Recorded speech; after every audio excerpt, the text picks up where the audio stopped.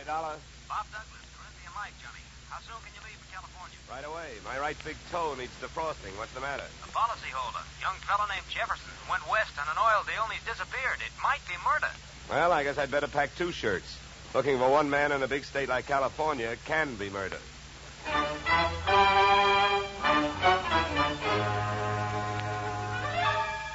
Edmund O'Brien in the transcribed adventure of the man with the action-packed expense account.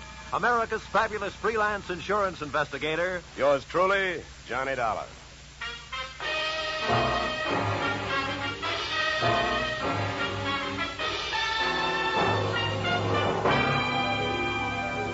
Expense account submitted by Special Investigator Johnny Dollar to Great Corinthian Life Insurance Company, Hartford, Connecticut.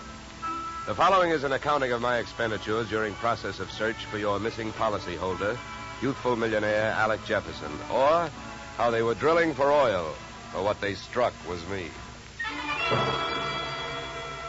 Expense account item 1, $186.13. Airfare, Hartford to Los Angeles. Item 2, $15. Hire car, airport to office of Rebel Wildcatters Incorporated on potential oil land in the New Hall, Saugus District. I arrived at 9:30 a.m. A handful of dirt dentists were hard at it, drilling at a rig not 30 feet from the shack-type office. Pull it over, will it? Better stand by, driver. My man may not be here.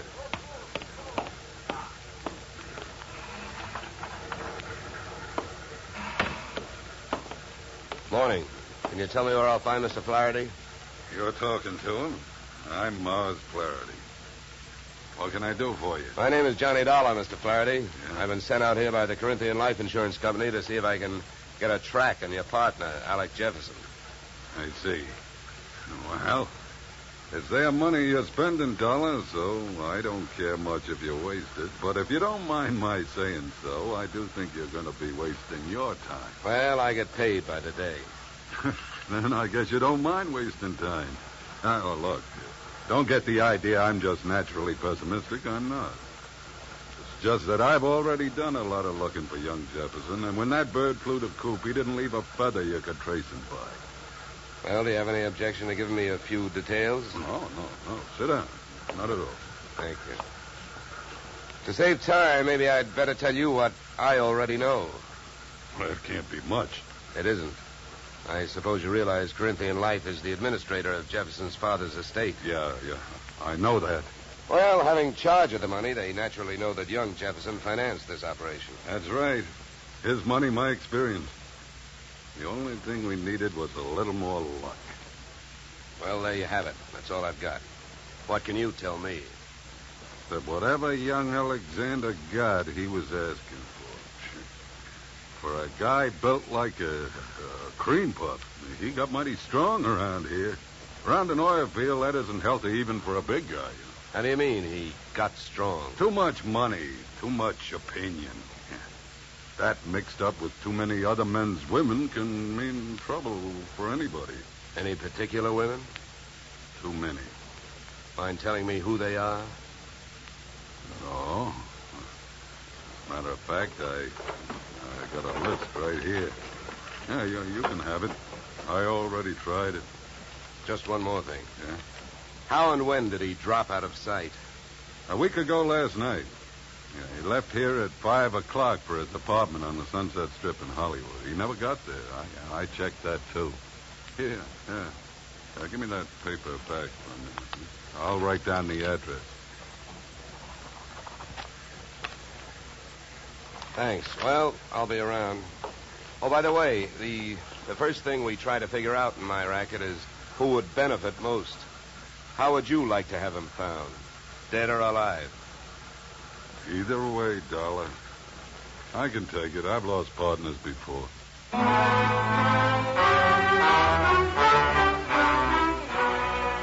spent the next 20 minutes on a long shot, thinking I could pick up some information from the drillers.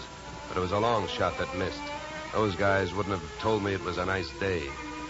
The outdoor life having got me nowhere, I decided to give the indoor type a try. First stop, Jefferson's apartment on the Sunset Strip. The lock was foolproof, but I wasn't fooling.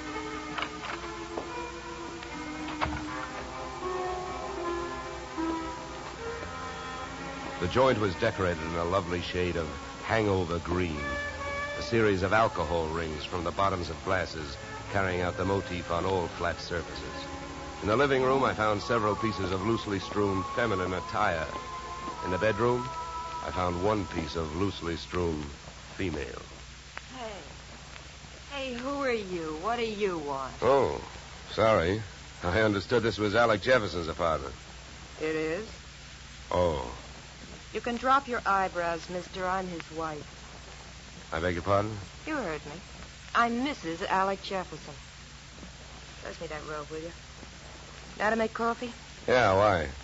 Well, how about making me some while I go put on a face? I guess so. You'll probably have to wash the percolator.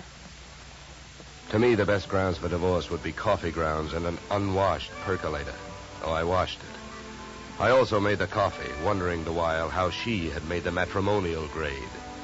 Right then and there, I'd have given her the Bad Housekeeping Award. She looked like the kind of a girl who could get into a beauty contest, but like she'd never win it. Any way you looked at her, she was a new complication. Your coffee's ready. Yeah, thanks. Good. Find any clean cups? No, but I washed two. Here. Thanks. Now, would you mind telling me who you are? I'm an insurance investigator. I'm looking for your husband. Well, we should find him. I could use some money. How long have you two been married? Few weeks. Why? Routine question. Tell me, when was the last time you saw him? I was waiting here for him the night he disappeared. Any witnesses? If I need him. Okay. Tell me this. Do you have any idea why he disappeared or where he is? Not the slightest. Do you know a man named Morris Flaherty? Yeah. Yeah, I sure do. How well? I was his girl. So?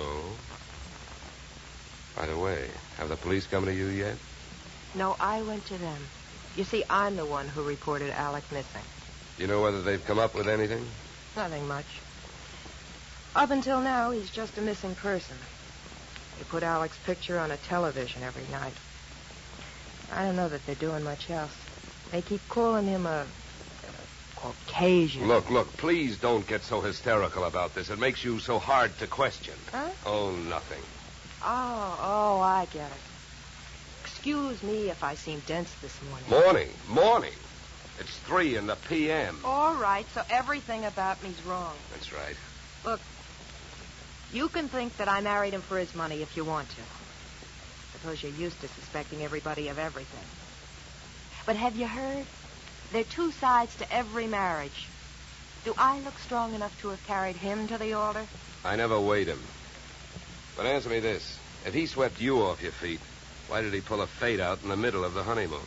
What should I know? Maybe he'd never seen a dame without makeup on before and had to go someplace to think it out. I wonder if there's anything to eat. I'm hungry. Look, I think I'd better be going. I'm not much of a cook.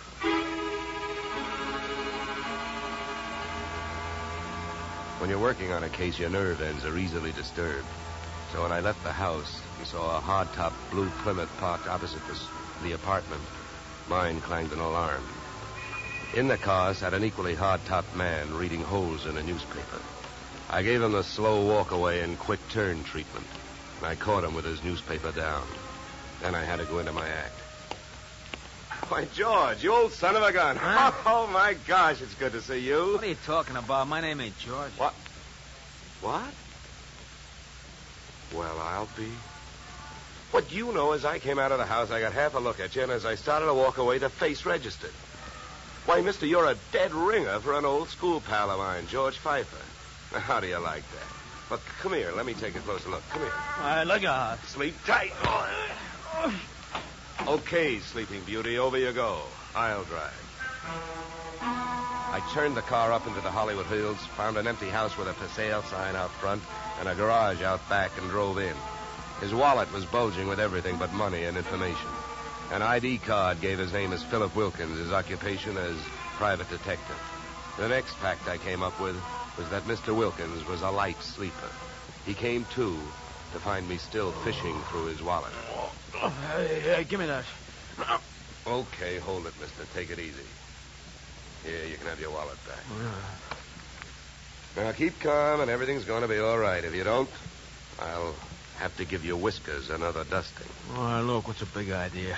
What'd you slug me for? You know why, Mr. Wilkins, because you had a plant on me, and I figured if you were that curious about me, I wanted to know more about you. You're nuts. I wasn't watching you. I was watching that house you come out of. There's a dame in there that I'm getting paid to tail. I can't afford to be convinced of that. Who hired you? I'm not telling. You or anybody else, Mr. Dollar. Oh, word travels fast. First you tell me you're not watching me, then you also tell me you know who I am. So what? Is that illegal? You went to see the dame that I'm watching. I was told you'd probably be around, and you was. You'll be in my report. If you're healthy enough to make it. What were you really doing with that stakeout? Were you watching the apartment, waiting for somebody to show up? Do you really have a tail on Mrs. Jefferson? Or did you follow me in from the oil fields? Why should I follow you? Maybe you and I got the same approach to this case. You found him yet? No, but it's still early. Who else is interested in finding Jefferson? Well, I hear he's quite a playboy. Maybe one of his playmates wants him served with breach of promise papers. Oh, come on, Donald, let's face it. I can't tell you who I'm working for. You know that. It ain't ethical. It's not ethical to let yourself get picked up as easily as I picked you up either. But let it go. I don't suppose by any chance you know a man named Mars Flaherty. No. I'd like to see one of his derricks fall on him. Why so? What did he do to you? A couple of days ago, I went out there to try and sell him some information. He had 3 of his men beat me up and throw me off the oil field. Yeah? Well, what's with that look? Don't you believe me? Who knows? You might be telling me you hate Mars Flaherty to keep me from thinking you're working for him. I think you better get out of this car and let me drive away, Dollar. You're in a lot of trouble. I don't think so. Oh, you don't think so? I can have you pulled in for kidnapping. If that's what you have in mind, then first you'd better get a few witnesses for yourself. Now, come on, suppose you calm down for a minute. If you really hate that guy, well, maybe we can make a deal. If it's against him, I'll deal with it. How much do you know about Flaherty? My bookie's marked lousy from way back. He's promoted about 50 wells, and none of them ever happened. He's wild to hit oil. It's my guess that he's got a hunch that this is the big one. That's why I think his partner disappeared. Yeah, what difference would that make? Even if his partner turned up dead, Flaherty would still have to split any profits with young Jefferson's estate. Maybe not. I know they had a queer deal. Well, who'd know about that deal besides Flaherty and Jefferson? I don't know. But I do know one way of finding out what it is. How's that? Flaherty keeps all his papers in the safe in his office. I've even got the combination. I'll give it to you. You keep it. Wilkins, I still don't know who you're trying to get even with, Flaherty or me. So what I'm going to do is give you half a break. Then I'll only be taking half a chance. Yeah, then why don't you want the combination to the safe? I don't need it. You're going to open that safe. Because you're going out there with me. Tonight.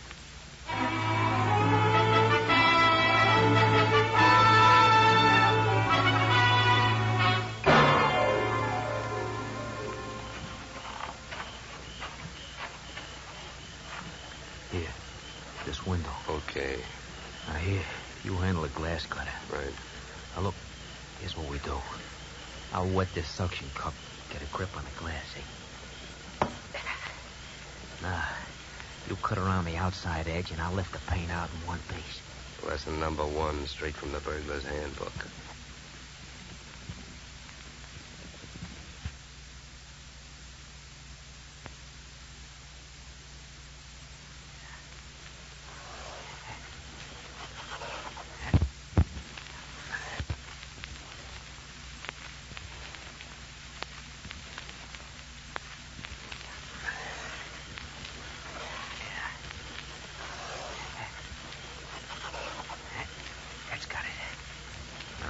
Needs is a little tap with the knuckle.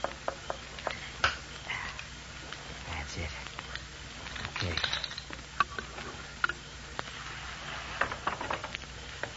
All right, in we go. You first.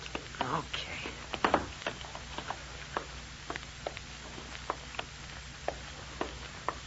safe is over here. Get your fingers over that flashlight. For all I know, you might still turn out to be the local Paul Revere. Yeah, that's right. I might. Here. You hold the light. Thanks, I will. Go on, get to work. All right. I'm as anxious to get this over with as you are. Give me a little more light, will you? Okay.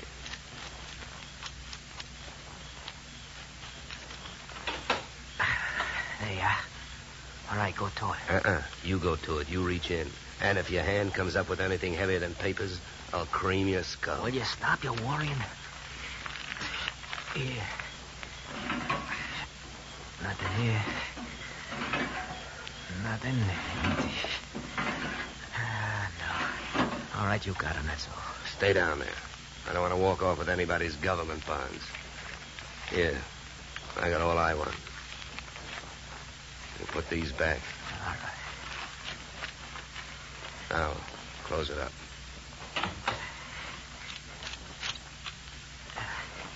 All right, now, come on. Let's get out of here. Just a minute, Wilkins. I can have a good look at these papers. You can look at them later. Come on, let's go. Look, this I'll give you for free. And it's the difference between being a $4 a day private detective and a $10 one. What you've got printed in your memory, nobody can take away from you. So hold your horses while I take a look at this partnership agreement. All right. But hurry up, will you? Got a couple of watchmen around here. Yeah, here it is. Okay, let's go. You first.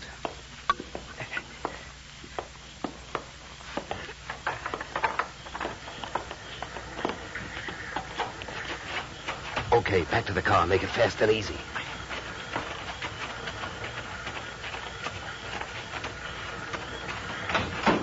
Get in. Over here. You drive. You know, Wilkins, I had a clammy feeling for a while back there that we weren't going to make it. Don't go starting any celebrations. You didn't make it.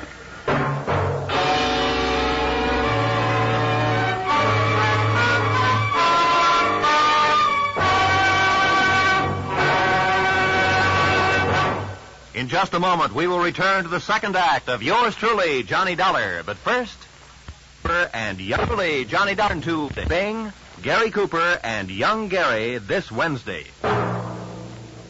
Now we return to Yours Truly, Johnny Dollar, starring Edmund O'Brien.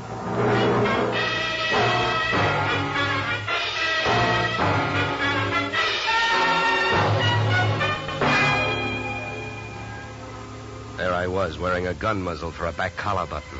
My left leg picked up the nervous vibrations of my front seatmate, Philip Wilkins. Mars Flaherty in the back seat was so close I could almost identify the brand of the bourbon he'd been drinking. I suppose you got what you went into the office after, huh? I not only got it, I memorized it, and it makes you look bad. Yeah, then I don't have to explain to you why I don't want you two guys or the paper running around town on the loose. Well, it's a corporate paper. That means it's on file somewhere. So what difference does it make? Start the car. Where are we going? To my house. Go ahead, get going. Okay, Wilkins, you better roll. What's at your house? The reason that paper makes a difference right now. The guy you came here looking for showed up. Alec Jefferson, where is he? He's where we're going. My place. Well, and I guess maybe my employers have got nothing to worry about. Nothing but paying off on his life insurance. Alec Jefferson's dead.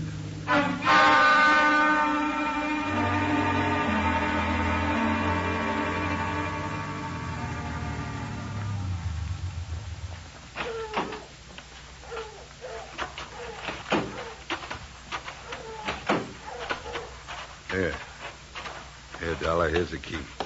To open the door. Stand next to him, Wilkins. Close.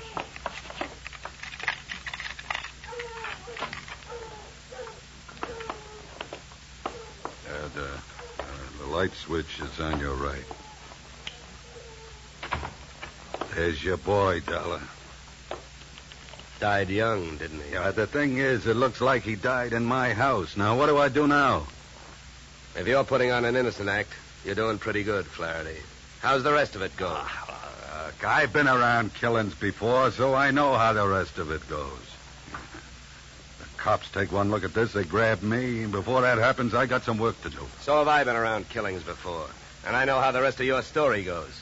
You came into your house and you found him. Somebody hit Jefferson over the head with that piece of firewood to get rid of him and make you look guilty. You're being framed. Huh?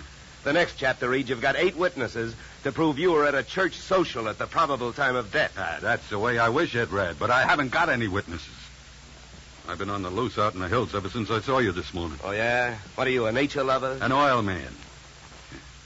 In my racket, you never stop sniffing. When I came back and found him here, I headed it for the office. I wanted that paper you got out of the way for the time being. Would that gun of yours object if I looked the body over? Help yourself. Thank you. Any idea how long he's been dead, Dollar? Oh, hard to tell. Feels like quite a while. Could have happened before I met you. What do you mean by that? Nothing. Hey, Flaherty. Huh? You ever see this before? What is it? An earring? No, let me see that. Yeah, hands off. Don't touch it. That's another $4 detective move. You don't touch evidence. You draw a mental picture of it. What are you trying to do? Involve yourself or uninvolve a client? How about it, Flaherty? Do you have any idea who that earring belongs to? Maybe one of the dames on that list you gave me, huh? I wish I could get away with lying to you, Dollar, but I don't think I'm in a position to try. It belongs to Ada. Oh? Jefferson's wife? Not legally. What do you mean? I married her in Mexico in 45. She must have liked the scenery. She took Jefferson down there and went through a ceremony with him 2 weeks ago. Without divorcing you? That's right. You guys really turned out to be partners. Now, how about that earring? How do you know it belongs to Ada? Well, it's one of a set I bought for her about 6 months ago. Well, I might as well tell you. They'd find out anyway. Uh-huh. Well, I don't suppose you're in the mood to let me do what I want to do. What's that? Call the police? No, not yet. Well, I'll tell you one thing. With this piece of evidence that just turned up, you're wasting your time holding on to us. What you should be doing is getting to Ada before she flies the coop. That would really fix you up. Sure would. I don't want to see her get loose any more than you do. Then I guess we better go pay Ada a visit.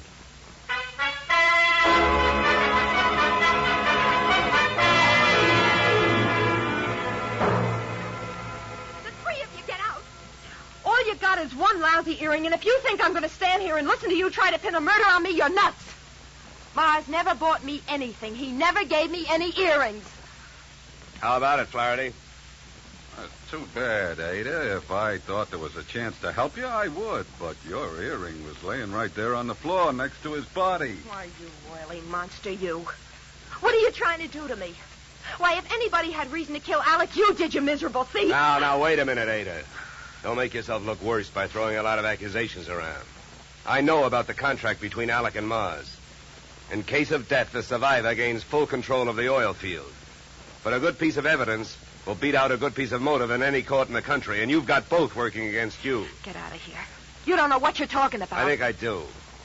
Knowing about that agreement, you married both these guys.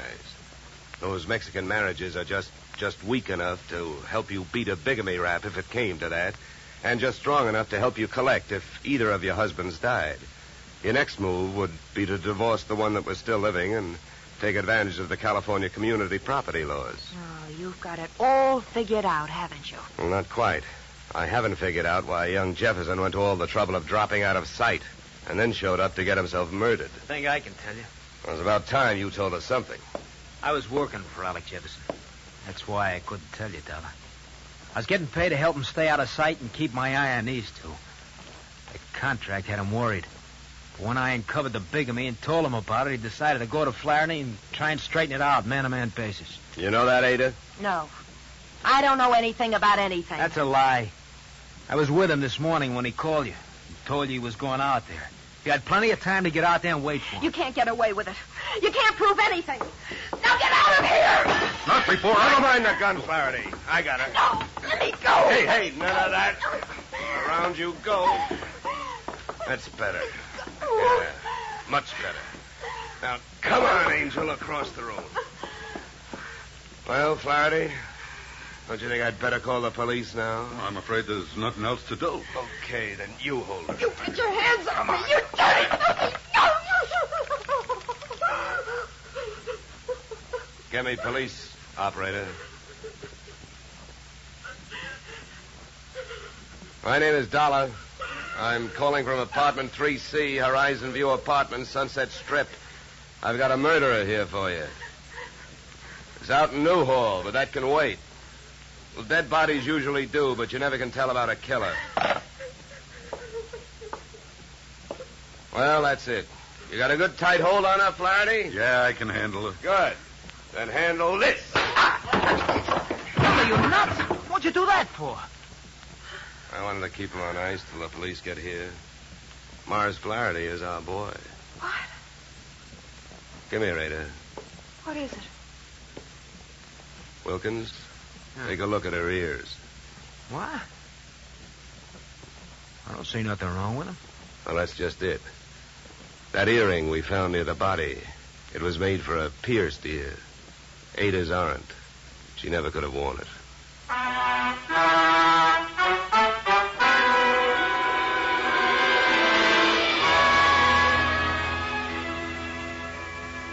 Moral? If Flaherty had been a nice enough guy to buy jewelry for his wife when he had her, he wouldn't have bought the wrong kind of earring when he wanted to set her up as a patsy. The police traced his purchase of same to a Main Street pawn shop. But what really nailed him was the biggest switch of all.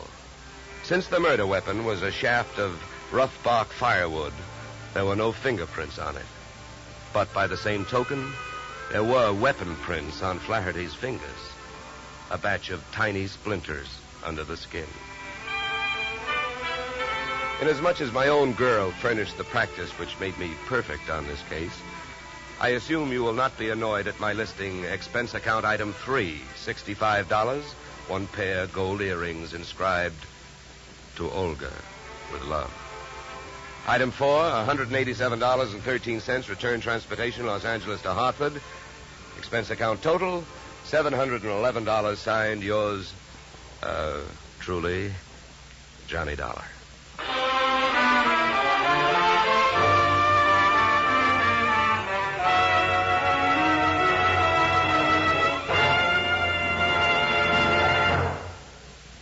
Yours truly, Johnny Dollar, stars Edmund O'Brien in the title role and is written by Paul Dudley and Gil Dowd, with music composed and conducted by Leith Stevens. Edmund O'Brien can currently be seen starring in the Harry M. Popkin United Artists production, DOA. Featured in our cast were Michael Ann Barrett, Ed Max, and Tony Barrett. Yours truly, Johnny Dollar, is produced and directed by Jaime Del Valle. Be sure to join us next Tuesday evening when Edmund O'Brien returns in another transcribed adventure of Yours truly, Johnny Dollar.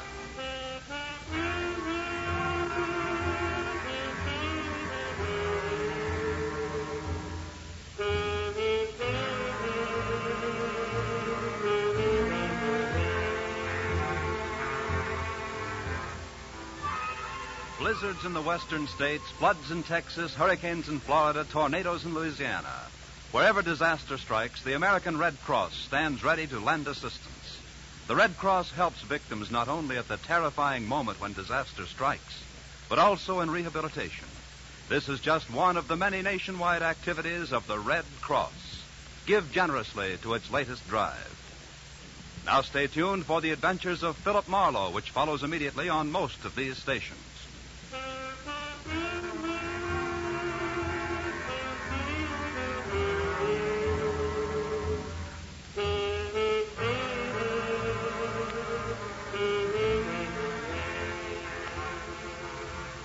This is CBS, where yours truly, Johnny Dollar, meets adventure next Tuesday night, the Columbia Broadcasting System.